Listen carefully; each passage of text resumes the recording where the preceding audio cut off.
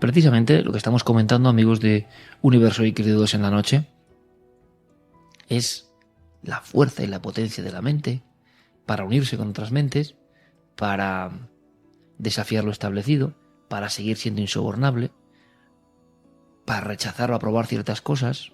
Hay como una especie de saberes comunes. Y hay quien piensa, siempre lo ha pensado, que hay como un gran árbol, una raíz profunda que nos conecta con los misterios iniciales, que hay como una enseñanza global de la que nos hemos ido separando.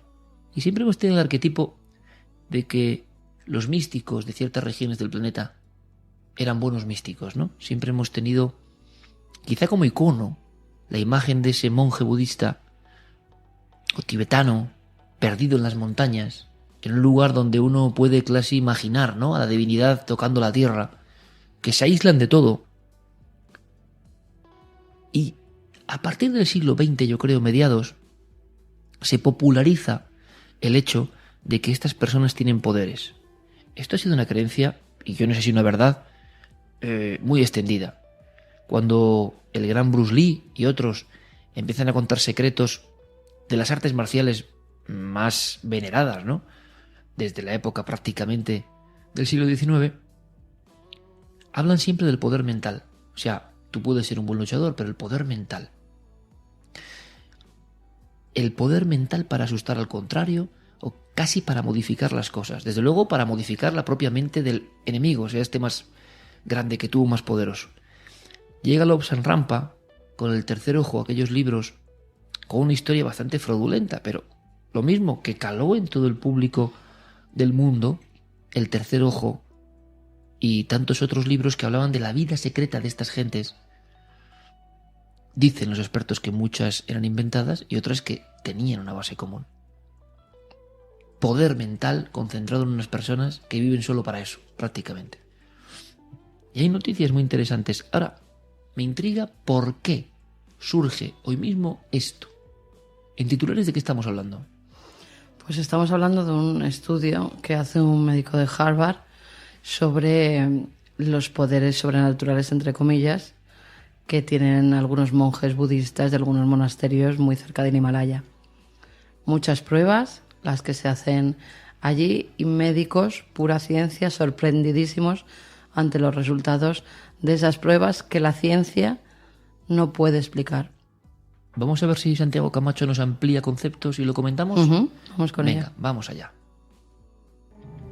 Esta semana, en Cuarto Milenio, nos asombrábamos con esos casos en los que una situación límite lleva a determinadas personas a sacar, no se sabe muy bien de dónde, una fuerza sobrehumana. Son casos esporádicos y en los que tienen que concatenarse una serie de circunstancias muy concretas.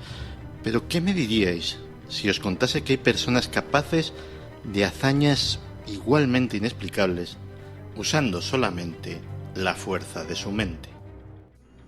Todos estamos familiarizados con los poderes sobrehumanos que se les atribuyen a los monjes budistas del Tíbet, ya sea a través del cine o de lecturas como los libros de Lobsang Rampa, que no por ser apócrifos dejan de ser una lectura fascinante. Son cosas como levitar, contemplar el futuro y el pasado, o llevar el cuerpo humano más allá de sus límites físicos. Son cosas que parecen imposibles, ¿pero lo son? Como digo, todo esto está muy bien para el exotismo de las fantasías místicas del lejano oriente, pero cabe preguntarse, ¿ha sido alguna vez comprobado científicamente? Pues resulta que sí. Los científicos se han ocupado en diversas ocasiones del estudio de estos notables seres y han descubierto que más allá de anécdotas históricas más o menos fantasiosas, son capaces de hacer cosas extraordinarias. Cosas, por ejemplo, como alterar literalmente sus conexiones neuronales, recablear su cerebro y hacerlo funcionar de formas inéditas para el resto de los seres humanos. Una de las instituciones que más ha investigado sobre este asunto es la Facultad de Medicina de la Universidad de Harvard, que lleva desde los años 80 recopilando información al respecto. Entre las cosas que han podido certificar se encuentra, por ejemplo, cómo a través de la meditación los monjes son capaces de alterar a su antojo su metabolismo corporal. Una de las cosas que llamó la atención de los científicos fue su increíble habilidad para meditar al aire libre en las más difíciles condiciones climáticas, en el Tíbet, en el Himalaya, con temperaturas bajo cero y sin más abrigo que sus túnicas, y todo ello sin enfermarse ni sufrir síntomas de congelación. Este pequeño milagro lo consiguen a través de lo que denominan el tumo, una difícil técnica de meditación que les permite, según pudo certificar el equipo de Harvard, aumentar su temperatura corporal más de 10 grados o reducir su metabolismo hasta un estado que solo podríamos calificar como de hibernación. Para poner lo que estamos diciendo en perspectiva, pensemos que mientras dormimos, nuestro metabolismo se reduce apenas un 15%, mientras que los monjes pueden ralentizarlo a voluntad hasta un 65%. Esto les lleva, por ejemplo, a ser capaces de secar rápidamente sus ropas mojadas empleando únicamente el calor que emiten sus cuerpos. Y todas estas hazañas no solamente están documentadas y cuantificadas científicamente, sino grabadas en vídeo. La conclusión a la que llegaron los científicos de Harvard no podía ser más sorprendente. Los monjes, empleando solo el poder de su mente, adquirían un completo control sobre sus cuerpos, incluidas todas aquellas funciones que normalmente son automáticas, como la vasodilatación, el metabolismo, el ritmo cardíaco, la dilatación de las pupilas, etcétera, etcétera. Aquellos estudios en los que los monjes fueron monitorizados en su actividad cerebral arrojaron resultados igualmente sorprendentes. De hecho, esos resultados se salían por completo de las escalas normales, por ejemplo, en lo que se denominan las ondas gamma, ondas que requieren una gran cantidad de actividad neuronal hecha al unísono y en el que, como he dicho, se salían por completo de cualquier escala antes registrada. Y todo ello, todo esto que hemos contado, teniendo en cuenta que es lo que estos monjes, extremadamente celosos de sus secretos y sumamente discretos en sus tradiciones, como sabemos, han permitido ver y medir a los científicos. Y todo ello nos lleva a preguntarnos si no habrá más, si esos otros poderes de los que nos hablan en los relatos, los más impresionantes, no pueden ser igualmente reales, solo que los monjes no consideren apropiado mostrarlos y que el mundo sepa de ellos. Me ha parecido, sinceramente, un informe fantástico de Santiago Camacho, hecho además en tiempo récord. Te lo agradezco mucho, Santi, de última hora, porque merece la pena. Merece la pena. Y además él conoce especialmente este mundo de la mente, los seguidores del budismo. Bueno, es alucinante lo que acabamos de escuchar. Si es que es así. Sigo sin entender por qué sale esto exactamente ahora. ¿Hay algún argumento para que esta percha sea actualidad? Porque si el informe es de los 80... El informe es de los 80, pero sí que es cierto que se han venido haciendo todo tipo de análisis con los monjes, incluso una fundación que se llama Ciencia para Monjes. Hoy en día siguen estudiando. O sea que se ha prolongado eso de los 80 hasta ahora. Sí, siguen en la actualidad. Lo primero porque desde hace casi 2000 años estos monjes se retiraban justamente a esos lugares perdidos del mundo, con unas condiciones climáticas tremendas para sobrevivir. Sí, lo de la hibernación es impresionante. Claro, cómo han logrado incluso en esos terrenos el lograr cultivar cosas para sobrevivir sin tener que pedir nada alrededor a los demás. Bueno, ahora son tiempos modernos y me imagino que llevarán más cosas, pero muchos viven casi como en la antigüedad. En esas temperaturas bajo cero simplemente van con sus túnicas, descalzos la mayor parte del tiempo. Fueron sometidos a algunos experimentos, como contaba Santi, que eran tremendos. Por ejemplo, en el 2014, un grupo de científicos que va también allí dice, bueno, ya no solo los monjes tienen que estar a la intemperie con sus túnicas para ver si aguantan a menos 17 grados, algunas noches ya aguantaban perfectamente sin ningún síntoma, sino que ahora lo vamos a hacer todavía más difícil. En una de esas habitaciones del templo completamente heladas, congeladas, porque no tienen ningún tipo de calefactor ni nada por el estilo, los ponían, en vez de solo con la túnica, envueltos en sábanas mojadas, de arriba a abajo. Madre mía. Mira, me acaba de entrar un escalofrío en los huesos. Exactamente, un escalofrío es lo que todo ser humano normal empezaría a hacer a cabo de segundos. Un ser como nosotros, urbanita, o como la inmensa mayoría de los oyentes ahora mismo, estás con pulmonía a la hora. Claro, y además es que no aguantas. Bueno, pues ni una tiritona durante horas. Y es más, lo comentaba Santi en la crónica, no solamente no tiritaban y no pasaban frío y no se ponían enfermos, sino que además con su propio calor corporal, que vieron que era 6 grados, entre 6 y 8 grados superior al calor normal de cualquier ser humano, lograban secar esas sábanas mojadas, esas sábanas húmedas que les habían puesto encima. Con lo cual, claro, los científicos se quedaron alucinados porque no sabían que lo provocaban. Claro, la meditación. Nosotros tenemos la meditación como, voy a clase de yoga y los últimos 5 minutos tirada en la alfombrilla, tapadita para que no tengamos frío, medito y dejo mi mente en blanco. Eso no es meditación. Para llegar a hacer esto hacen falta muchos años, día a día, más de 25 años. Todos los monjes que han conseguido estas capacidades han estado más de 25 años día a día meditando. No solo meditando, sino cayendo en estados profundos de mente en blanco, como dicen ellos. Es el no pensar absolutamente en nada. El no pensamiento. Exacto. Que es lo que nosotros somos incapaces, y menos con este mundo digital en el que vivimos, ¿no? Pero luego, a cambio, también tienen otra cosa para practicar esa meditación, que es el debate y la argumentación. Y te cuento por qué. Porque en el debate, normalmente, y lo vemos incluso en nuestro programa, llevamos 2 posturas enfrentadas, ¿no? Para que debatan sobre un tema. Y normalmente, como decimos, se van calentando porque tú intentas defender tu postura.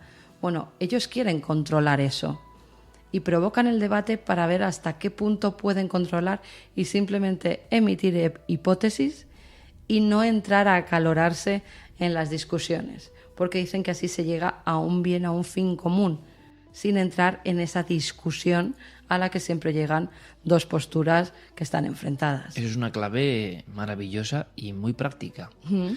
Todos sabemos que cuando nos metemos en un debate es controlar frontal... los instintos humanos, al fin y al cabo. Hombre, al final Buda decía eso, ¿no? No pensamiento en el sentido de no estar sometido a ninguna pasión humana instintiva. Claro, pero eso, llevarlo...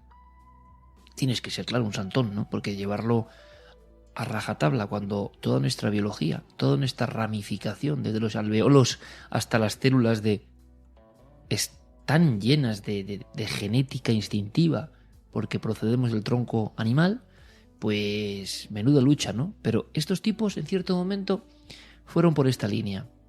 Y a nosotros nos puede llamar la atención la anécdota incluso científica, muy interesante. Lo realmente alucinante, que ya es alucinante todo lo que has contado y lo que ha contado Santiago, y lo que estarán pensando nuestros amigos ahora mismo, oyentes, la gran clave es hacia dónde nos lleva esto. ¿Por qué? Muy sencillo. Si estas personas logran esas proezas, es decir, convierten en una coraza su cuerpo, porque si tú a menos 17 grados, con sábanas mojadas, llegas a calentar las sábanas o a no resfriarte, es que tienes un armazón que no existe, pero que existe en lo psíquico. ¿Alguien duda, por tanto, del poder del propio pensamiento sobre el cuerpo? Adaptemos esto a lo que nos pasa habitualmente, a nuestro vagar con problemas, con achaques, con estados de angustia, de depresión, de enfermedad, de irascibilidad, lo que dices tú, del debate enojado hoy más que nunca, ¿no? A todos los niveles, queremos imponer nuestro criterio, es decir, una mente como sin control, una mente que es como un caballo sin riendas, ¿no? Siempre los místicos, fíjate, hay cosa más curiosa, yo pienso, cuando tú lees y a 5 metros de esta pared hay bastantes libros de mística y de iluminación, vamos a llamarlo así, porque pienso que esto no pertenece solo, ojo, a los budistas, que a lo mejor lo han perfeccionado especialmente o han logrado un aislamiento más profundo, pero el anhelo del ser humano por esta vía, ¿no?, de la sabiduría real y de la iluminación, ¿por dónde empieza? Por dominar tu propio ego, ¿no? Por dominar tu bestia interior, por dominar todo eso que no sabemos de dónde viene, pero que nos influye. efectivamente. Y oye, lo primero es, este camino es muy duro. O sea, este camino no tiene soluciones fáciles ni inmediatas. Por eso casi nadie hoy en día, tal y como se han acostumbrado, está dispuesto a recorrerlo. Los que atisban la iluminación pierden el miedo a la muerte. Saben que todo esto es un eterno círculo. Si les pasa alguna desgracia, digo un resumen general de los iluminados y místicos, todo pertenece a un plan que no podemos entender y que nos puede parecer muy disgustador ahora, aquí. Pero es como si ellos tuvieran una conciencia alejada de lo cotidiano. Y entonces han llegado a esa pureza de sensaciones, ¿no? Lo primero, todo instinto debe ser, yo no sé si eliminado, pero sí como dominado, ¿no? Apaciguado, sí. Domeñado, Controlado. ¿no? Y esto que has dicho del debate es sensacional. Es sensacional porque es muy de... O sea, vamos a ver, si alguien te dice que baja su cuerpo 10 grados, pues hombre, de eso no podemos hablar porque está fuera de nuestro alcance. Si te hablan de que su poder mental puede llegar a ese nivel del espacio blanco absolutamente de la mente, pues creo que eso es imposible. Muy difícil para las personas, hombres y mujeres de hoy. Pero si te hablan del debate, te das cuenta que hay una raíz ahí con cierta lógica, ¿no? Te enojas y cuando te enojas te das cuenta que pierdes la razón. Yo siempre lo he intuido, ¿no? Y no es fácil. Cuando tuve un debate televisivo, que es una pantalla que se ve esto perfectamente, aunque sea con razón, con verdad, pierdes un poco la forma, y tampoco sería la forma, no sé cómo llamar a esto, pero puede ser un peldaño que ya no es la pura hipótesis, ¿no? Sino que tú quieres defender tu argumento por encima del otro. Como te pases un poco, y se puede ver, instantáneamente yo creo que la gente que lo ve se pone del lado del que no está en esa especie de alzar la voz, de imponer. Pero no hemos aprendido eso porque el ser humano sigue discutiendo exactamente igual. Agarrotazos. Y estos monjes sabían que una forma de apaciguar el espíritu es esa, ¿no? Claro. Pero lo otro es de Lobos en Rampa, o sea, lo otro son prodigios tipo película. Sí, totalmente. Y fíjate lo que los estudios de Harvard empiezan en los años 80 por un médico, porque este médico dice, bueno, y eran los años 80, tú imagínate ahora, dice, tantas medicinas que gastamos, tantos cada vez estrés, iban viendo cómo se multiplicaban, ¿no?, los casos de ansiedad, de estrés, y todos ellos porque la mente no podía controlar esos estados de ansiedad. Por eso empieza un poco el estudio, para ver cómo estos monjes controlaban todo eso. Y entonces él decía, bueno, si en los hospitales al uso de América y de todo el mundo podemos poner unas técnicas de meditación que ayuden a controlar el cuerpo, que la mente nuestra de cada uno ayude a controlar y a sanar el cuerpo, porque también hablaban de sanación directamente. Claro, lo que decía, ¿esto dónde nos lleva? Claro, ¿esto dónde nos llevaría? ¿Cuántos nos ahorraríamos en medicinas? ¿Cuántos se ahorrarían los estados en España? Tú imagínate en seguridad social. Bueno, pues una millonada, ¿no? Sí, pero yo creo que no puede ser tan fácil.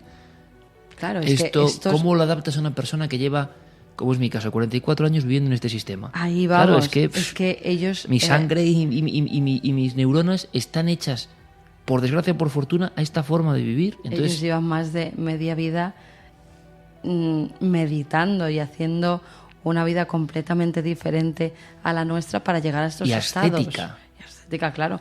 A nosotros ahora mismo nos ponen en pleno invierno, aquí, que ni siquiera estamos abajo cero, en pleno invierno una noche y por lo menos un catarrazo gordo, una pulmonía, una neumonía nos cogemos. Bueno, pero no solo eso, a nosotros nos ponen en un templo que puede quedar muy bonito y muy exótico, al margen de la red de estímulos exteriores, y aguantas X tiempo, porque yo creo que tu cerebro está acostumbrado a trabajar con información.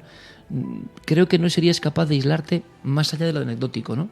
Pienso. Bueno, eso no lo sé, fíjate. No lo sé, porque la vida que tú te has organizado, incluso biológicamente, no tiene nada que ver con la de estas pero personas. Llega un momento dado en el que hay muchas veces que la gente quiere cambiar su vida y si quieres cambiarla, no tienes por qué no adaptarte a esa nueva vida que has elegido.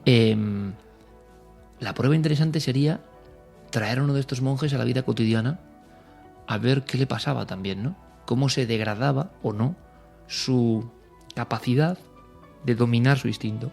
Me imagino que depende de lo contaminado que esté a diario, porque no es lo mismo bajar a un pueblo donde más o menos hay tecnología moderna cercano allí, de algunas de las aldeas o ciudades que hay, ¿no? Y que ellos muchas veces, algunos bajan, y volverte a tu templo y desconectar otro mes, otros 2 meses, que estar continuamente en esa ciudad con la tecnología. Sería diferente, me Sí, imagino. porque si te das cuenta, el estímulo, lo que llaman algunos la pornografía del artificio, no por pornografía sexual me refiero, sino el estímulo permanente de, vamos a llamarlo mercado, de que hagas caso de lo que te están diciendo, surca tu cerebro permanentemente y te quita de lo... A mí me ha pasado alguna vez, por ejemplo, en una sala de masajes, ¿no? Que es una cosa muy agradable, de vez en cuando puedes hacerlo, y no poder un poco desconectar, fíjate. Es decir, lo digo como estar tumbado, pero no en plan agobiado o extasiado, en plan enloquecido de workaholic, como dicen, ¿no? Que tu cabeza no puede dejar Exacto, que por la cabeza te van pasan 100.000 autopistas de cosas. información. Sí. Y yo me quedé pensando, a ver si a nuestros amigos les ha pasado alguna vez. ¿Te ha pasado alguna vez? Porque otras te has puesto a roncar, Sí, pero claro, vamos, claro, bueno, la mayoría. a pierna suelta. Por fortuna. O sea, de Sí, repente pero se te claro, oye el- claro, pero si entras Digo, en el, bueno. si entras en el dormir ya sí por el relajo. Pero mantener la mente en lo que hablamos, mantener la No. mente en blanco, pero No puedes. mantenerla en vigilia. Es que es como si Yo no me duermo. no puedes Y el- evitar de y dónde el- llegan las ideas. yo no me duermo con los masajes. Y en el momento en el que estás tumbado, al estar no haciendo nada, es cuando tu mente empieza pum, pum, pum, pum, pum, pum. Y entonces te sale, tengo que hacer esto y no he Totalmente, hecho esto. totalmente. Y para el programa siguiente va esto, pero hemos Totalmente. hecho, pero falta ese corte que teníamos. Totalmente. Y entonces estás una hora que para el cuerpo es muy agradable porque te están dando un masaje fenomenal, pero con la cabeza no llegas a desconectar en ningún momento. Suscribo. Pero es que durmiendo, a mí me pasa. Sí, a veces sí. O sea, durmiendo de repente te despiertas con, ahí va, no he acabado el este.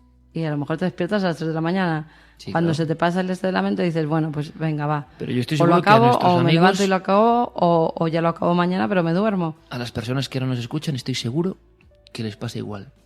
Y eso significa que estamos en un mundo que es el que es, donde la mente, la pobre mente, la enigmática mente, no deja de trabajar. Hay que pensar que si por lo menos una parte de esa energía la dedicásemos, por ejemplo, a la autosanación, a la autorrelajación, a la autoarmonización, es que tiene lógica, ¿no? Que nos sería bastante mejor.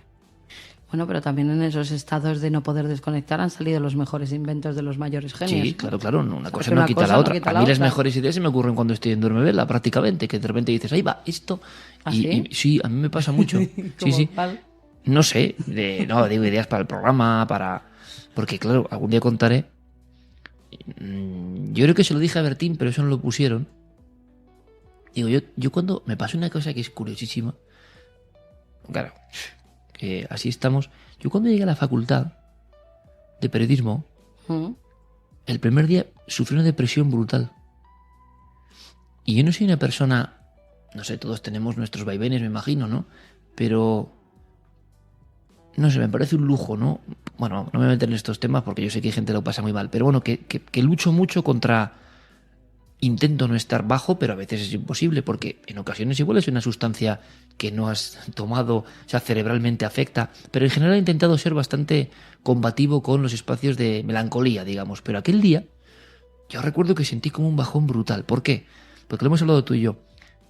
Los exámenes vividos a lo largo del trayecto de estudiante, a mí, por ejemplo, me han minado, o sea, yo lo sé, porque no me gustaba mucho estudiar algunas cosas, porque tenía que hacerlo por obligación, y yo casi podría notar el daño cerebral.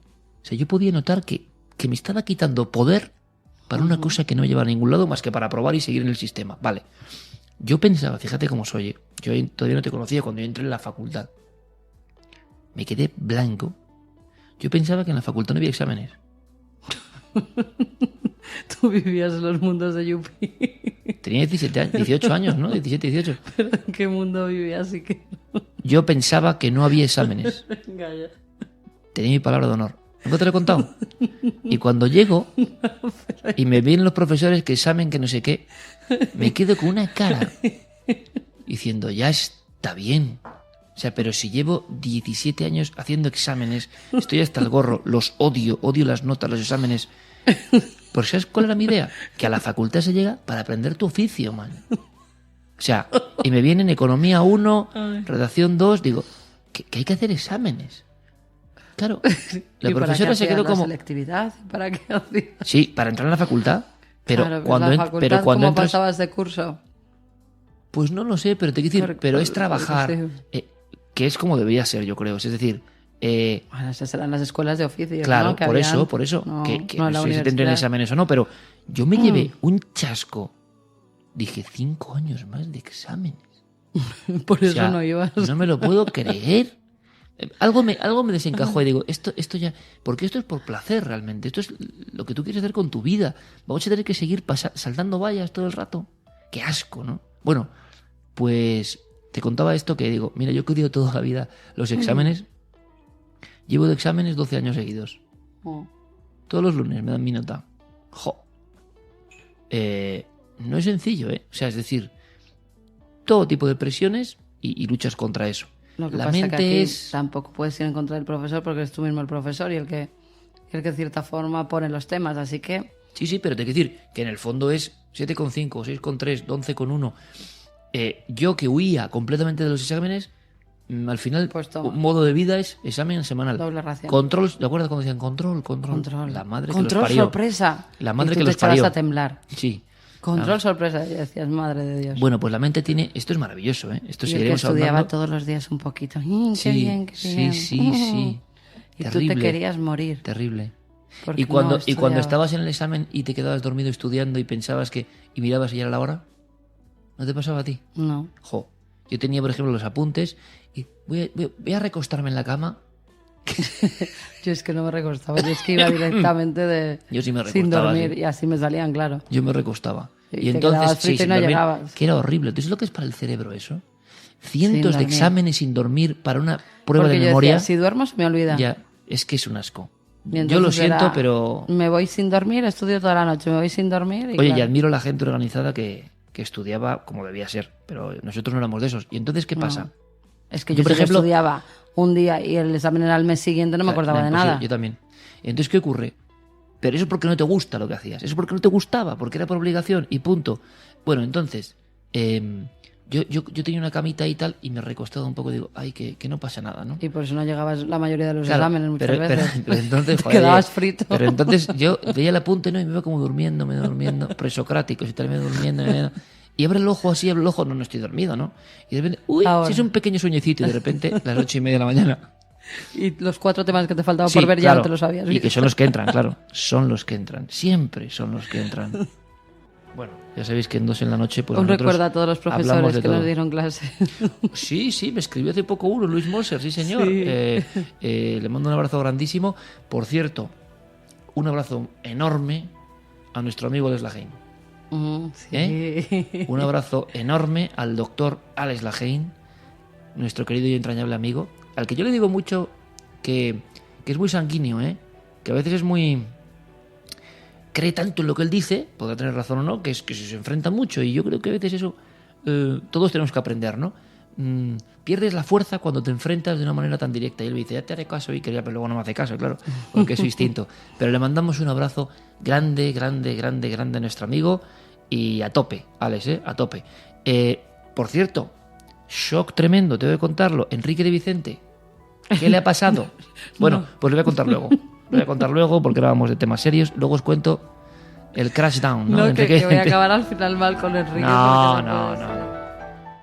Sigamos con la mente y hablando de cosas serias. Luego os cuento lo de Enrique y su percance. Todo el mundo me pregunta, ¿vale? ¿Han pegado? Ay, Ha habido... Oye, Pues si dices esto, cuéntalo. Y si no, no lo cuentes, porque ya has empezado. no, lo cuento. Estoy como un cebo. Lo cuento. Un Se me ha cebo, ocurrido ahora. un Lo cebo. cuento luego. Porque hay una cosa de Clara maravillosa. Clara tiene mucho arte, para sus cosas. Yo me tiene muy sorprendido. Yo ya, claro, conocemos a Clara hace un cuarto de siglo, se dice pronto, pero me tiene sorprendido en el aspecto de que encuentra cosas llamativas y interesantes y se habla de un nuevo síndrome en Suecia. De un nuevo síndrome. Pero tiene que ver con lo que hemos hablado un poco de la mente, ¿no? A otro nivel.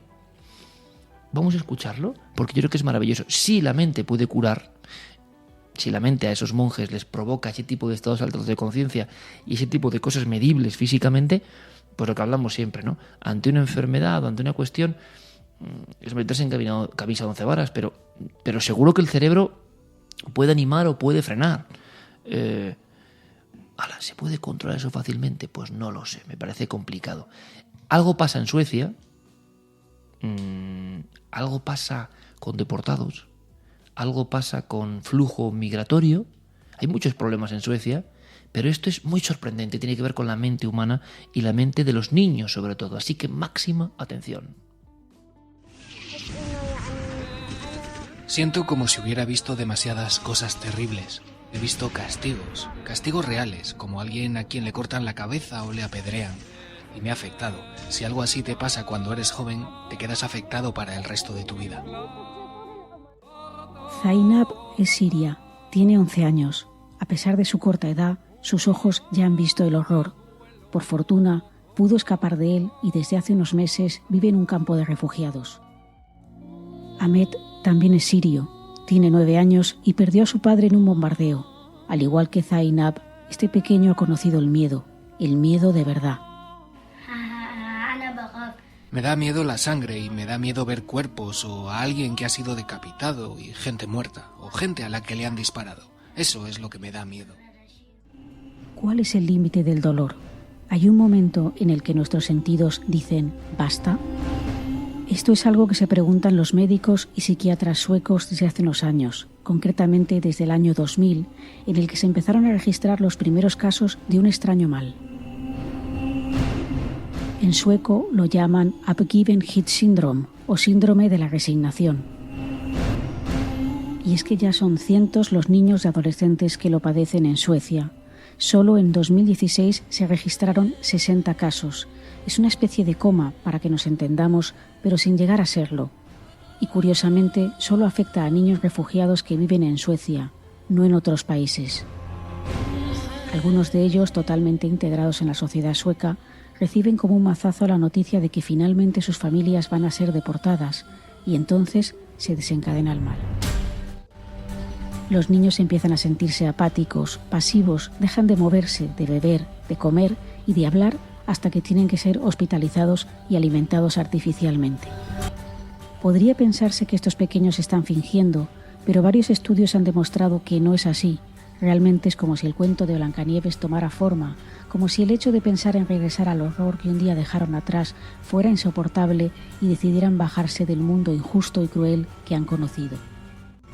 Se desconoce por qué este síndrome solo afecta a Suecia. Es un misterio. Históricamente, Suecia ha sido uno de los países más solidarios en cuanto a acoger refugiados se refiere. Sin embargo, hace unos años la ley de inmigración se endureció y fue cuando esta enfermedad afloró. Y en 2005 ya se habían registrado más de 400 casos de niños de edades comprendidas entre los 8 y los 15 años. Algunos psiquiatras barajan la hipótesis de que se trate de un síndrome ligado a la cultura, una enfermedad psicológica endémica de Suecia, pero ¿por qué solo allí? Hasta la fecha nadie ha sido capaz de dar una respuesta. Afortunadamente, la sociedad sueca sí ha reaccionado. 160.000 suecos han firmado una petición para detener las deportaciones de niños con este síndrome y 5 de los 7 partidos políticos de Suecia han exigido amnistía para los pacientes que lo padecen, porque una cosa sí parece clara. Los niños se recuperan a los pocos meses cuando se paraliza el proceso de deportación. Jamás había escuchado esta historia, nunca. Y como tantas historias, de verdad me dejan de piedra. Pobres críos, da igual la cultura, la procedencia, niños que no tienen que ver ese horror y que quedan impregnados para siempre. Claro, por ejemplo, las guerras de los Balcanes. Guerras como low cost, ¿en qué sentido? En sentido de que no han sido muy publicitadas, fueron un problema en pleno corazón de Europa, se intervino muy tarde, emboscadas especialmente virulentas, el tema de la religión de fondo, claro, y una truculencia, dicen, como se ha visto pocas veces, aunque desde luego las guerras ahora en determinados territorios andan a la par. Pero esos niños, ¿no?, las víctimas inocentes, no solo como cadáveres, sino por lo que han visto. A mí me sorprende mucho que haya gente tan aficionada hoy en día en la red a ver cosas de violencia y no saben muy bien lo que se están metiendo en el cerebro. Cuando pasa a tempranas edades, ahí tenemos un ejemplo de lo que puede ocurrir porque estos niños lo han visto de verdad. Y eso no se olvida tan fácilmente.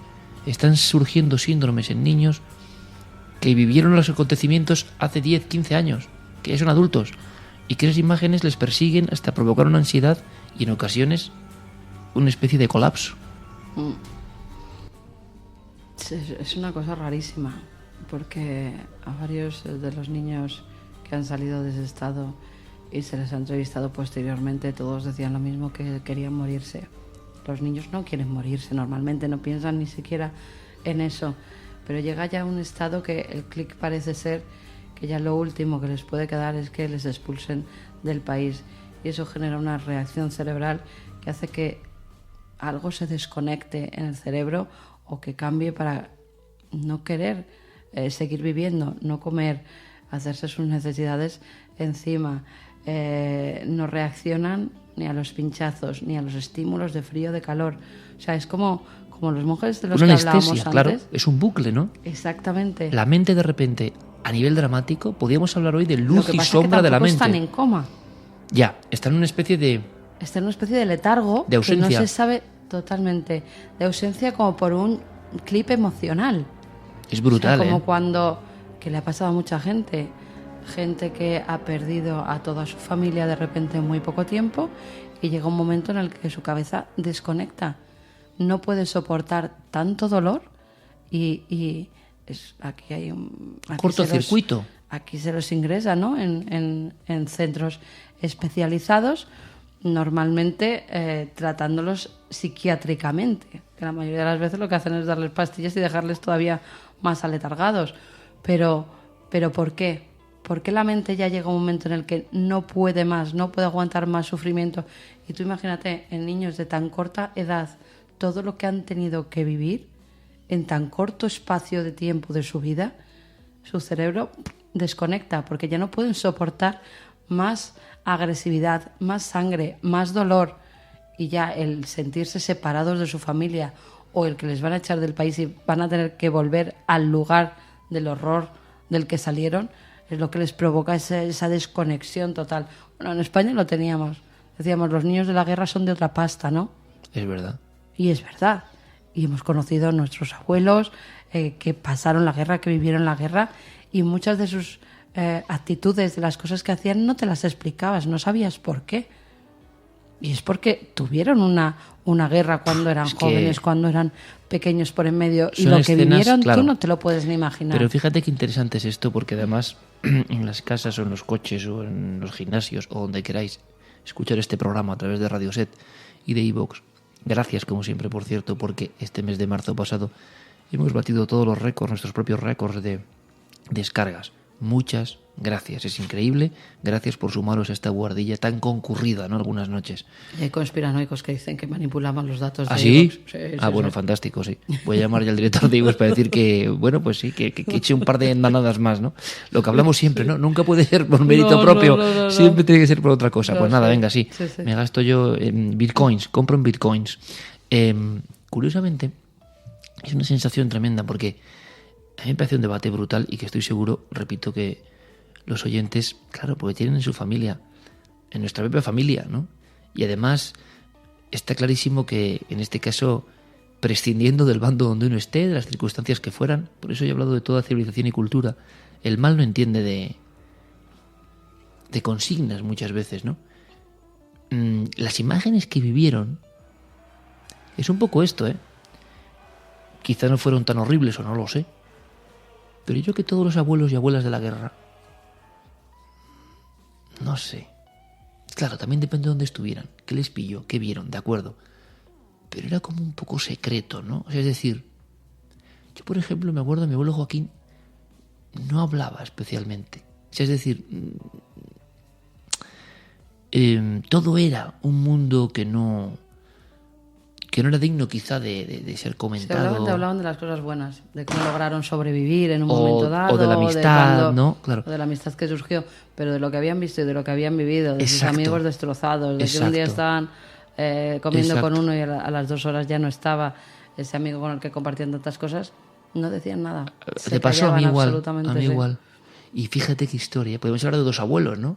Nuestros 2 abuelos, Lalo, tu abuelo, y Joaquín, mi abuelo, El tuyo tienes una anécdota que es brutal, absolutamente. O sea, que es de esas de película.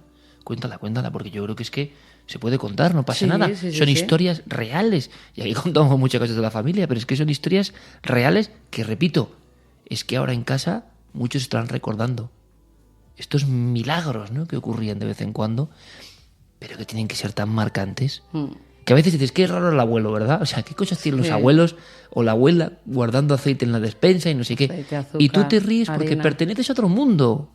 Tienes la insolencia de que te crees que es por manía. No, es que han vivido otras cosas. Esto que estamos viendo de estos niños ¿cómo van a ser como los demás niños? Un niño que ha visto decapitar a alguien delante de él, ¿cómo va a ser como un niño que vive aquí? Ya está viendo estudios que están hablando de la agresividad de muchos de ellos. Claro, normal. Imitando pues lo que vivieron, ¿no? Pero es que en cierto momento el desequilibrio interno tiene que ser tal, tú lo sabes, o sea, delincuencia, agresividad, psicopatía, asesinos, por desgracia, y malos tratos en la infancia. Ojo, que eso no justifica, lo tenemos todos clarísimo, ¿no? Pero hay un desorden mental real, que uno lo puede llevar mejor o peor, más disimulado o no. Vamos a escuchar una historia increíble. En la Guerra Civil Española, en algún punto no determinado de la Guerra Civil Española, pues cerca de Belchite, estaban en un cerca de pueblo Belchite. Sí. Estaban allí destinados y mi abuelo estaba en las oficinas. Mi abuelo no llegó a estar en el frente porque era uno de los pocos de su compañía que sabía perfectamente leer, escribir y de matemáticas, que en la época pues tampoco eran todos, no tenían esa oportunidad todos y a él le destinaron precisamente a todo lo que era oficinas para que llevara todo el control de la tropa. Y en aquella época, me imagino que como todos viviendo esas escenas, fumaba. Yo luego dejó de fumar por completo, no ha vuelto a fumar en la vida. Pero es el ejemplo de cómo nos influye una escena, una vivencia. Nos marca absolutamente. Pues estaba en la oficina, estaba acabando sus cosas y pues debía empezar a hacer ya un poco de frío. Y entonces vio que en la acera de al lado, en la otra calle si cruzaba, estaba dando el sol. Y entonces decidió salir a fumarse un cigarrillo al sol para calentarse y luego volver a lo que estaba haciendo. Salió a la acera de enfrente, se estaba haciendo, pues como era antes, ¿no?, los cigarrillos de liar, liándose el cigarrillo, y al 2 minutos o 3 de haber salido y estar en esa otra acera de enfrente, una bomba, un obús cae justamente en la oficina donde prácticamente 2 minutos antes él había estado sentado. Si no decide en ese momento salir, ir al sol, estar esperando allí una pausa, ¿no?, para fumarse ese cigarrillo, yo no estaría contando esta historia, él no estaría tampoco, no habría tenido la familia que ha tenido, todo hubiera cambiado, todo porque se le ocurrió cruzarse, a calentarse un poquito al sol, hacer una pausita y fumarse un cigarrillo. Podríamos decir que en este caso el fumar no fue malo. No, le salvó la vida. Es que tú piénsalo, yo me estoy imaginando la cara del abuelo mirando, yo me imagino que se quedaría en ese estado de mente en blanco del que hablábamos, cuando ve que la casita de enfrente se ha ido al garete por un obús y él enfrente. Y sobre todo también la pena y lo que genera nuestro cerebro, ¿no?, que es, no podía haber ayudado a los demás. Pero sí, claro. Porque compañeros suyos que estaban en la oficina y que no salieron a fumar el cigarrillo murieron. Pero es el cerebro apuñalador del que siempre hemos hablado, ¿no? Es capaz de tener un lado oscuro. Hoy estamos hablando un poco de luz y sombra profunda de la mente, ¿no? Desde el Tíbet a Suecia, lo que está pasando, a nuestras historias, que repito, están en todas las familias españolas. Claro, el cerebro, cuando te salvas de milagro, parece que de alguna forma pelea interiormente y te machaca. Así como cuando te pasa una desgracia también. Es decir, siempre tenemos un enemigo ahí dentro, en el fondo, que nos está diciendo, oye, es como repetir, ¿no? Es como cuando, poniéndonos más lúdicos, tú juegas al fútbol y fallas una jugada, ¿no? Aunque sea con tus amigos. Oye, y esto pasa. Y tú sueñas o te imaginas, oye, si hubiera hecho yo esto, si hubiera cambiado yo. te quiero decir, hasta lo más trivial, el cerebro, si puede, te pega su puñaladita. O sea, el cerebro es amigo y es enemigo. Cerebro amigo y cerebro enemigo. Está claro. Tiene esa dualidad. Curiosamente, fíjate qué historias, ¿no? Yo recuerdo muy bien de las poquísimas, ¿no? De las poquísimas. Esto es milagroso, ¿no? Lo que has contado, porque sin ese cigarro tú no estás aquí. O sea, es que... Dices, ¿y de qué depende todo entonces? O sea, la gran reflexión de esta noche es... Un cigarro en un momento dado. Bueno, pero es que todas las decisiones de todas las personas del mundo están hilándose permanentemente por cosas que nos parecen azar. Y no. Yo me acuerdo, mi abuelo Joaquín, y fíjate, en el otro bando, ¿no? Es que lo que hablamos, ¿no? Seres humanos en una circunstancia terrorífica que debe ser, claro, yo creo que nosotros ni lo imaginamos. Yo me acuerdo mucho de la niña esta siria que levanta los brazos cuando cree que la cámara de fotos es una ametralladora, ¿no? ¿Te acuerdas la foto, no? De la niñica. Hubo mucha polémica. Sí, sí, bueno, pero como con todo, pero da igual. Pero que no me extraña nada que estas cosas... O sea, lo marcante de el hombre como un lobo para el hombre y acabando con todo. Y eso a los niños, o a los no tan niños, se les queda ahí. Yo me acuerdo que mi abuelo Joaquín, en la frontera entre Fuenterrabía y Francia, una noche, pues cuando van a ir a por él o... Que también hay que imaginar vivir todo eso en la noche, ¿no? Él encuentra o algo pasa con un colchón en el agua. Y entonces tú has estado en esa zona. Atraviesa en un colchón solo, con 16 años. Están entrando en las casas, y me da igual, unos, otros. Y me recordaba a mi abuelo que, claro, esa oscuridad, ese frío, en un colchón, van medio nadando. Y entonces él ve, ¿no?, el destello de la familia que no volverá a ver en años. Claro, esto te parece una película. Y esta gente lo había vivido. Y fíjate, yo creo que ese silencio también es porque en el fondo, de un bando, de otro, con sus ideologías, eso es absolutamente... Son muchas historias. Claro, pero te quiero decir que en el fondo... Y no cerradas, ¿eh? Claro, pero en el fondo, yo pienso que cuando te vas haciendo mayor, estas personas, tu abuelo, mi abuelo y tantos abuelos, no sé, me extraña que a veces hay inquina en algunas personas, pero yo por lo que yo he vivido, había algo superior a la ideología, que es que nadie quería que una cosa así volviese a ocurrir. O sea, yo creo que nadie... el terror que habían vivido. El terror.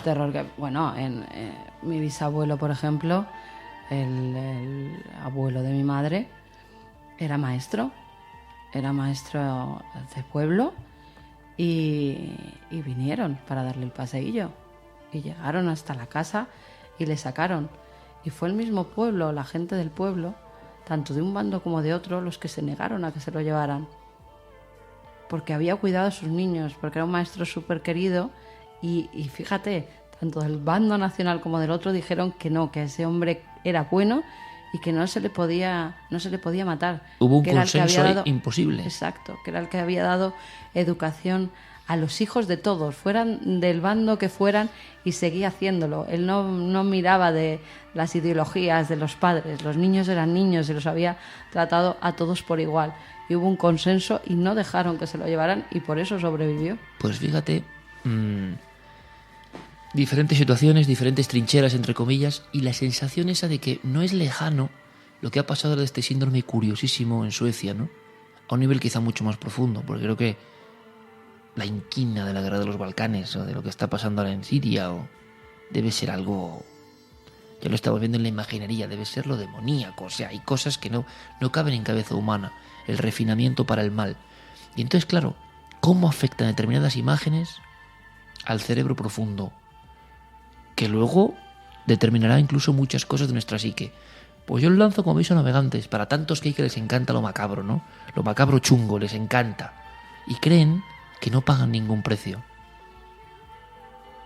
Los ingenuos creen que no pagan ningún precio. Pero como saben los expertos en la mente, como saben, no, ya, claro, por supuesto que no. Porque esa misma gente, en cuanto ve una escena así, sí, en plena calle o tal, se vuelven y se acongojan. Sí, de acuerdo. Pero a lo que voy es que la imagen insana, la imagen depauperada, la imagen nociva, la imagen aquella frase, hiere la sensibilidad, no es gratis, no es gratis. O sea, me lo decía el doctor Manuel Martín Loeches, jefe de neurociencia cognitiva de la Complutense, ahora estamos sabiendo, ya que hablamos de la mente, de que muchas de las cosas quedan ahí en zonas y se pueden hasta reactivar como un disco duro. O sea, no es tan... O sea, pesa todo. No es gratuito, ¿sabes? Y algunas personas el divertimento es como que, mira este último vídeo que te lo paso de uno que le atropellan. Bueno, en fin. Sí, eso. Y el hacernos completamente, vamos... Hoy una señora casi se cae por la calle y tú te crees que alguien ha ido a levantarla a la pobre señora. O sea, es que pasaban al lado y nada. Iban mirando la pantalla todos, ¿no? Claro, es que ni puñetero caso que dices. Yo he tenido hoy unas escenas que decía... Una señora mayor. Una señora mayor. De verdad. O sea, me estaba quedando diciendo, pero... Porque pues hoy he ido por el centro de Madrid andando. Que normalmente vamos en el coche y hoy iban caminando y estaba viendo unas escenas que yo decía, pero ¿cómo puede ir la gente tan a lo suyo? Eso, antes, un gato metido en el motor de un coche. Oye, ¿tú te crees que se había parado alguien a sacar al gato? Pues no se había parado nadie a sacar al gato. Había el señor del coche que no lo podía sacar, porque pues además era un señor que estaba haciendo unas obras en una casa cercana. Y al ir a arrancar el motor ha visto que tenía un gatito pequeño metido en el coche. Y cada vez que iba a sacarlo, pero pasaba la gente, el gato como loco maullando, miau, miau, pasaba la gente y ni puñetero caso al gato. Digo, pero si hay un gato ahí. Y ya me dicen, no, pero si es que no se puede, no sale. Cada vez que intentamos sacar al gato, pues oye, yo hasta que no he sacado el gato no he parado, pobrecito gato, ¿no? Me he puesto del motor del coche de grasa hasta, la de la tele hasta ahí, las cejas. La de la tele repara bujías, ya lo han dicho, ¿no? Casi. Jo. Todas las manos negras, toda la cazadora, todo el vestido. Bueno, toda negra. Pero joroba, al final he sacado el gato, pobrecito gato. Que Joroba estaba... es muy de la guerra, ¿no? Pues no sé si es muy La de la expresión. guerra. Pero los jolines tuyos es todavía peor. Sí. Odio el jolines. La verdad es que... Prefiero un buen palabroto. La verdad es que la insensibilidad, ¿no? Claro, a eso es lo que iba. La insensibilidad ante cualquier cosa. Ante la señora o ante el gato, ante el animal. O sea... Claro. ¿Sabes? Claro. Y me miraban como si fuera una extraterrestre. Y te como sorprende. Diciendo, ¿qué narices hace esta tía metiendo la mano en un motor de coche? ¿Para qué? Esa insensibilidad en la que todos participamos de alguna manera, o en este mundo que se te va transformando así. Yo decía a Rolf Carballo que era uno de los peligros de la tecnificación del todo, de la asepsia ante todo. Por favor, si podéis, aunque es imposible de encontrar, Los duendes del Prado de Rolf Carballo, 1991. Él hacía un capítulo sobre el arte como última salvación, pero decía... Él era neurofisiólogo, ojo, es un experto de verdad del cerebro. Y dice, ojo, porque una vida excesivamente mecanicista, materialista y sin ningún tipo de anhelo de trascendencia nos lleva a... No había internet en el 91 en España, ¿verdad? Bueno, pues es para leerlo. Porque describía una parte del mundo en que vivimos. Lógico, todo es para mi funcionamiento y utilidad. Señora que se cae, si no es útil, hombre, todavía queda mucha gente con valores, evidentemente. Pero es muy curioso que... Y después de esto os cuento lo de Enrique. Es muy curioso que las personas que vivimos en este mundo de insensibilidad, luego te dicen, uy, qué miedo me ha dado esto. Y dicen, no, miedo a la vida cotidiana. Ha habido una película, dicen, que provoca desmayos. Ha habido muchas a lo largo de la historia del cine que, ya que hablamos de mente e imágenes, decían que tenía el poder, ¿no?, de tumbarte en la sala, poco menos.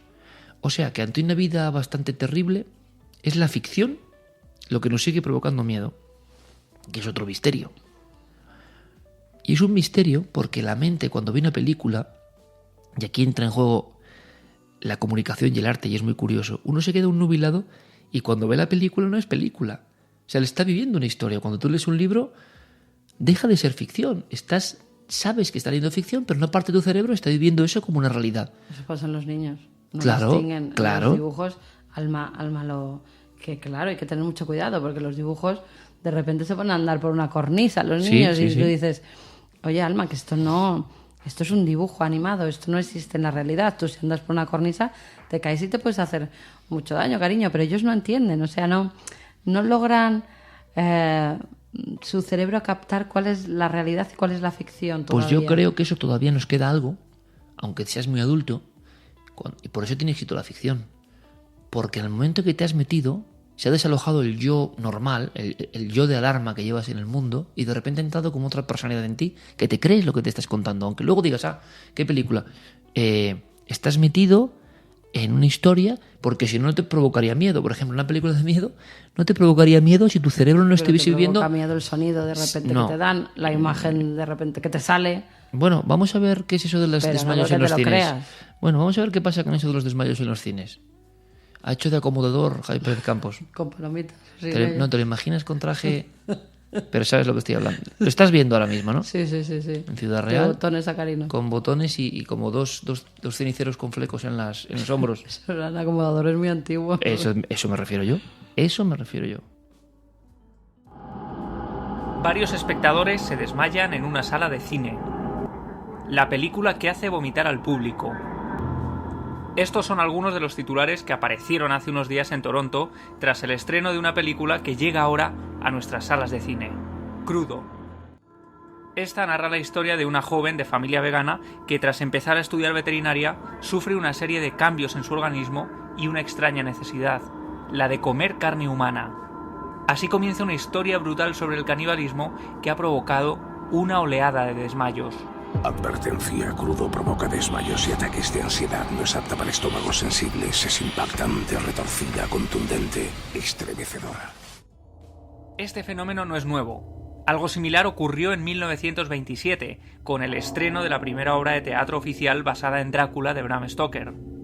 El director, Hamilton Dean, llegó a contabilizar 39 desmayos durante una misma representación. Los medios londinenses informaron sobre este suceso y Dean tuvo una idea brillante: dar la vuelta a este fenómeno, convertir el pánico extremo en una herramienta de marketing. Así que, unos días más tarde, colocó a 2 enfermeras en la puerta del teatro. La imagen generó un verdadero impacto en la sociedad e hizo multiplicar las colas en la taquilla. La gente quería saber qué era aquello tan terrorífico, capaz de provocar mareos y desvanecimientos. Pero el 24 de abril de ese mismo año ocurrió algo terrible. Uno de los espectadores, un joven ruso, abandonó la función y se dirigió directamente a la estación de tren de Victoria Station. Una vez allí, se lanzó a las vías. El trágico suceso fue la gota que colmó el vaso y surgió entonces la leyenda, bastante desconocida, de que Drácula era un personaje maldito y peligroso y que la representación era una misa negra capaz de invocar a fuerzas oscuras. Yo soy Drácula. Mucho gusto en conocerle. No sé qué ha pasado con el cochero, ni con mi equipaje, ni, bueno, con todo esto. Yo creía que me había equivocado de lugar. Le doy la bienvenida. Las arañas tejen sus telas para cazar moscas. La sangre es la vida, señor Ren. La oscura fama llegó hasta Cleveland, en Estados Unidos. Cuando se estrenó la obra, el Ohio Theater decidió repartir cheques por desmayo, que ofrecían devolver el dinero de la entrada en función de los minutos de la obra que uno hubiera visto. Este tipo de cheques fueron muy habituales en la década de 1950. Las entradas para ver el regreso del hombre monstruo o la mujer serpiente venían acompañadas de un bono por desmayo, que permitía volver al cine otro día si uno perdía el conocimiento. En 1958, William Castle, director de Macabre, acompañó las entradas con un seguro de vida de $1000, suficiente para cubrir el entierro de aquel que muriera de miedo durante la proyección. Castle había recurrido también al truco de las ambulancias en la puerta y utilizó actores disfrazados de médicos que se colocaban hieráticos junto a la pantalla. Una estrategia de marketing perfecta que se ha repetido una y otra vez, aunque en ocasiones por verdadera necesidad. Mi experiencia con esta película es increíble, sobre todo con los espectadores que se desmayan. Cuando llega a la mitad, la película se vuelve muy violenta y la gente empieza a tener reacciones bastante insólitas. Muchos vomitan, otros tiemblan, pero lo que más me sorprende es la gente que se desmaya. Es decir, nunca en mi vida me he encontrado con una película capaz de provocar desmayos. Es muy difícil conseguir eso. Personas que abandonan los cines en shock, con la mano en el pecho y sin poder hablar, casi ni respirar. Otros yacen tumbados en los butacones del hall. Una joven rubia, con chaqueta rosa, abandona la sala con el rostro pálido y se desvanece sobre la moqueta ante dos acomodadores que intentan sujetarla en vano. Son los efectos del Exorcista. Estas imágenes pueden verse hoy en día gracias a los medios de comunicación de la época, que tuvieron que desplazarse hasta las puertas de los cines para cubrir algo que nunca antes había ocurrido. El miedo se propagaba como una pandemia imparable. 45 años después de estas escenas increíbles, se repite un fenómeno similar, aunque a menor escala. Los desmayos provocados por crudo en el Festival de Cine de Toronto han sido utilizados como una herramienta de marketing que a veces funciona y otras espanta. En los próximos días comprobaremos si el fenómeno se repite también en nuestro país. Muy pocas veces una sintonía estuvo tan absolutamente ligada a una historia. ¿Por qué tenía que ser El Exorcista la que fue de verdad? ¿Por qué? Lo intuíamos, ¿no? Porque seguramente es la obra del terror maestra, y lo que hablábamos al principio de la creatividad de la verdad, porque los que estaban en el ajo, todos estaban de verdad mentalmente en ese torbellino de tocar una oscuridad auténtica. ¿Cómo va a ser igual que el que venga, vamos a hacer la última de terror, que vamos a ganar mucho dinero y vamos a espantar con no sé qué Noche Horrible 6? Pero ¿cómo va a ser lo mismo, hombre? ¿Cómo va a ser lo mismo? Y ahora las simples campanas tubulares, no originales en este caso, de Mike Oldfield, nos llevan a esa dimensión. Y todos en nuestra mente estamos viendo nuestras escenas predilectas, o las más odiadas, o las más temidas, de El Exorcista. Tu madre salió del cine, ¿no? Sí, no puedo aguantar la película. Estaba embarazada de mi hermano y se fue. Pero fíjate, en Estados Unidos, recuerdo la crónica magistral de Hermida, que pusimos un día en la SER. Los periodistas en los cines por el impacto. No había pasado antes, y hay muchas películas de terror antes que El Exorcista y después. Y no, Lo que pasa que lo de desmayos, vómitos, tal, eso ya se utiliza después del Exorcista muy a menudo. Claro, pero no es verdad. ¿Hasta qué punto, claro? ¿Hasta qué punto? ¿Y no es lo que estábamos verdad? hablando antes? Es puro marketing. O, Y claro, no le ya. engañas al público. No, porque El Exorcista lo que pasa es que lo que tiene es que es real. Que todo lo que se hizo, todo lo que pasó, es verdad. Y que ellos, yo creo... Y ahora hay muchos efectos, muchas historias, pero entran ya en el puro asco, de verdad. Yo cuando empiezan a salir ahí la sangre, el show, gore. show 12, show Sí, ya bueno. no sé cuántos. Venga. Lo mismo, la careta, el cortarse la mano, el... Arte y es como artificio. ya, uf. Lo que hablamos, ¿no? Arte y cansa. artificio. Pero es que El Exorcista... Oye, hay obras, para mí, conforme pasa el tiempo, más magistrales son. Y la mente humana. ¿Tú no crees que todo el equipo de rodajes que estaba en esa paranoia real? O sea, se habían contagiado todos una serie de cosas que podemos conectar con ella. Paranoia o no paranoia. Claro, pero que todos estaban metidos en la dimensión de... ¿no? De verdad, no por hacérselo. Al final es eso, al final es la cuestión. No es tan fácil provocar un desmayo, claro. Seguramente ahora sería imposible por lo que genéticamente llevamos encima de 25 años de absoluta visión de lo horrible. Entonces, bueno, las personas del año 74, por fortuna para ellas, no tienen tanto callo, ¿no? Aunque ya habían visto muchas cosas. Esto tocó de verdad la fibra sensible del mundo en los 70 y por eso sigue siendo un icono. Como un icono es nuestro querido maestro Enrique. ¿Qué le ha pasado? Claro, yo no sé si puedo desvelar porque he montado yo el follón, así que no sé si me dice Enrique, es que eres único creando mitos, ¿no? ¿Qué has montado el follón en qué? No, en el sentido de que yo he puesto un tuit en Nave del Misterio. Tú tienes un peligro. No, pero no follón, no ninguno, al revés, que todo el público me decía Diego Marañón que le habían llamado hasta los portales de televisión, los amigos de Bertele, Fórmula TV. ¿Pero qué ha pasado con el maestro? Pero todos preocupados. O sea, Me imagino que habrá salido alguna fotografía en Twitter o algo. Claro, yo la retuiteé, o sea, no me lo inventé yo ni mucho menos. Porque me la mandó Enrique, ojo, ¿La foto? Claro. A mí Enrique me manda la foto. Es que no la he visto. Y me dice, y menos mal que no tengo otras como chorreando sangre por la nariz Ay, no. y la gente pidiéndome fotos. Espera, qué bonito. Total, que Enrique, el gran maestro, lo que es, pon ahí Nave del Misterio. ¿Sabéis que mi Twitter es Nave del Misterio? Y el de Carmen es Carmen guión bajo. Carmen Porter guión bajo. La que lo consultan mucho. Pero tú, es mi que Twitter, no me acuerdo. Ya, Y guárdate lo que Nave quieres. del Misterio. Bueno, pues nada, la foto nada porque se le ve muy lejos, pero podéis ampliar. O sea, tiene la nariz que se ha quebrado la nariz. Tiene una en toda la tocha, Sí. un esparadrapo. Sí. Y eso, Uy, menudo porrazo, menos ¿no? mal que ¿sabes con quién estaba? No, Con el doctor Pertierra, joder, pues menos mal. que es un crack absoluto en lo suyo, el doctor Pertierra. Pero es que, según me dice Enrique, tiene hematoma en el ojo, si no recuerdo mal, el pómulo también. O sea, que está hecho un cuadro. Sí, y la nariz. Y claro, en cuanto yo publico, yo lo hacía en plan homenaje, evidentemente, ¿no? Nariz como una L, pómulo quebrado, ojo a la virulé, y él va y da la conferencia. Que eso lo puede hacer Enrique de Vicente. Ahora, sería interesante si alguien tiene grabada esa conferencia, porque un discurso de Enrique sobre conspiración o cómo está el mundo, las profecías o lo que sea, pero después del zapatazo, del shock, tiene que ser una Dice cosa... alguno que sí, por fin se ha cascado con Nieves. Claro, todo el mundo pensaba eso. ¿Cómo se van a pensar? Ya, hombre, una reyerta o algo así con... Pero no. Fue un simple accidente, un tropezón como podemos tener cualquiera de nosotros, pero prácticamente en la entrada al estrado. Tengo que saber, o sea, no sé si fue delante del público o no.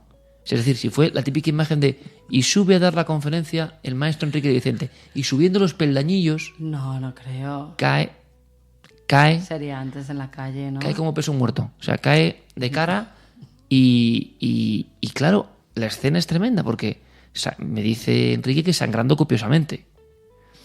Pero que le sorprendió mucho que el público, lo que hablábamos, o esa insensibilidad... Si hubiera sido delante de toda la gente, estaría grabado. Sí, entonces fue antes, un poco antes. Pero que justo tenía que dar le atendió Pertierra y justo tenía que dar la conferencia. Pero fíjate, curioso en el debate que hoy tenemos sobre la mente. O esa insensibilidad o ese exceso de cariño. Pero la gente seguía haciéndose fotos con Enrique y el pobre Enrique con una gasa metida en la nariz, un algodón y sangrando. Esas fotos van a Pero valer dinero. esas fotos, por favor, mandádnoslas. O sea, mandadnos esas fotos, por favor. Para ver solo la grandeza del maestro. O sea, es que otro se va al hospital. Otro se va al hospital. Ha surgido el rumor de que fue atacado por alguien después de algunas de las teorías que Eso es en buenísimo. Cuarto Milenio. Eso es buenísimo. Que no ha sido atacado por nadie. Pero allí en Marbella, era en Marbella la conferencia. Claro, pero ya que descubran quiénes fueron y que los encierren. Que se recupere pronto el maestro. Oye, los mitos ruedan como bolas de nieve. Un porrazo que se pegó él, Sí. no le ha pegado nadie. O eso dice. Es broma. Está No, perfectamente no Enrique. crees tú la duda, Claro, que me encanta crear tampoco- mitos, oye, me encanta.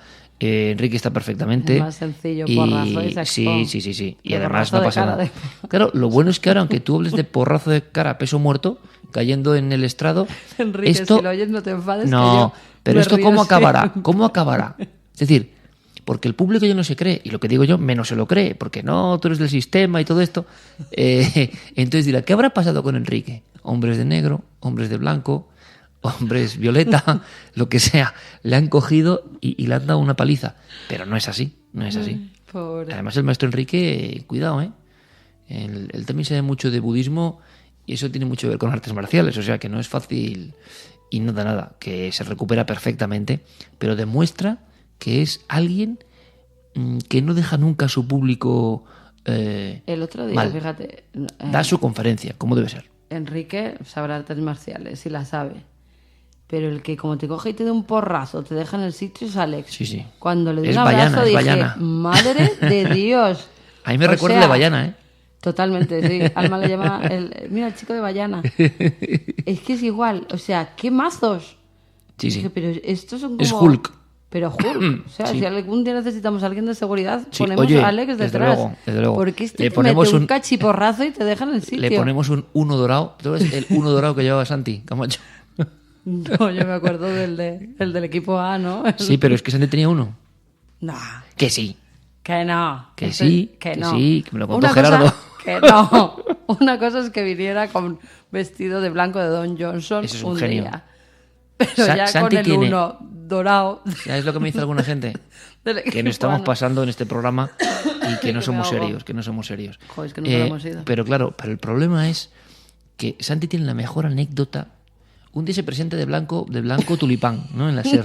Pero blanco tulipán. ¿Y por qué el tulipán es blanco? Si normalmente Hay tulipán blanco. Y entonces tiene tulipán zapatay, blanco. pero mira, piénsalo. Perdona, Zapatay tulipán blanco no era un gel de hace... Tulipán negro. Anda, que estás tú bien. Pero si tulipanes negros no hay. Pues por eso era el gel. ¿Quieres volver a perder una apuesta en vivo?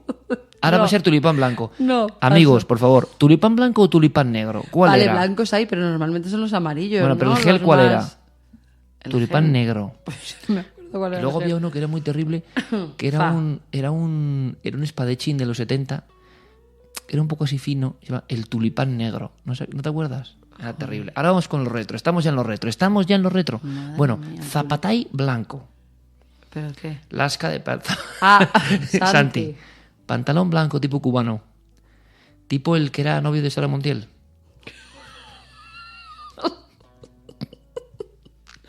Tipo, digo. El pantalón. Él lo sabe. Pero fue así. Es que estoy contando una anécdota. Se presenta en la SER camisa blanca resplandeciente y chaqueta blanca. Y entonces es como un arcángel, ¿no? Es una aparición extraña en mitad de... Y entonces se hace el silencio, nube de silencio, 100 redactores, la cadena SER. Y Santi, con un aplomo de un genio como él, mirando muy firmemente, dice: sí, ya lo sé. Esto solo nos queda bien a Beckham y a mí. O sea, solo puedes quererlo. O sea, después de eso, de ese momento, solo puedes quererlo. Y no, yo decía lo de Alex Lahaine, con el 1 dorado, la gorra, unas gafas, unos medallones de oro. Y bueno, no se acerca nadie. No se acerca nadie con el amigo Alex. Ay, Dios mío. Bueno, estamos ya en Retromundo. Y como si fuese una de esas máquinas donde metemos discos, Madre mía. Ay. vamos a ver si lo acertamos. Vamos a ver. Perdón. Estamos finos, tanto reír. Sí, mira. sí. Vamos a Vamos a ver, perdonad. Vamos a ver si lo acertamos esto porque esta es buena. La primera era muy buena, tienes que reconocérmelo. Sí, la primera me gustó.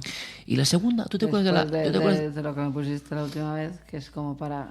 Año 86. Hay mucha gente que dice que él creía que eras más inteligente como para escuchar ¿A cuál? la ¿A Maradona? canción de Maradona. No entremos en ese tema. Ah, No entremos en ese tema. no sé, pero te han puesto tibia. Sí, a bueno. mí me ponen fina, pero a ti... Mira, escucha. Año 86. Antes la de Bette Davis era año 81. Este es año 86. Perdón. Autor. Falco. Pero vamos a ver, ¿por qué ¿Pero te de ríes? dónde sacas esos...? Disco. Tú los buscas Disco, aposta. por supuesto. Disco. Disco con un nombre muy imaginativo. Falco 3. ¿En serio? Autor Falco. Falco 3. Esas horas que estás en tu despacho no pueden ser Una, productivas. una sola canción de éxito en su vida, por supuesto. Luego lo Ay, intentó, Dios enloqueció. A ver. Pero es el anuncio más brutal de la historia. Que coincidía con una película importante. ¿Y cuáles fueron los centros comerciales que eran muy importantes, pero que no pudieron con el centro comercial más importante? A ver, piensa. Sepu. No, Almacenes Arias. no, Galerías Preciados.